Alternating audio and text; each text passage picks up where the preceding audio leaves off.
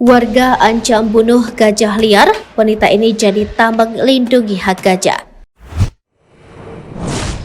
Viral di media sosial, pihak Kementerian Lingkungan Hidup dan Kehutanan Provinsi Riau, Afni Zulkifli, berdebat dengan warga saat memberikan sosialisasi tentang gajah.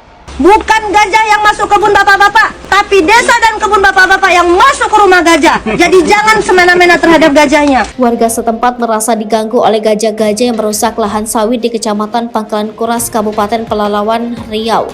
Warga merasa serba salah karena kalau gajah dibunuh mereka akan dipenjara. Namun gajah-gajah liar tersebut memakan sawit di lingkungan itu.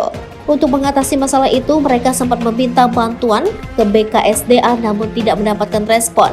Namun ketika Bu Afni menemui warga tersebut, ia mencoba meluruskan masalah agar masyarakat setempat tidak menyalahkan gajah. Menurut dia, gajah bukan pengganggu, justru wargalah yang mengambil habitat gajah untuk dijadikan lahan pertanian.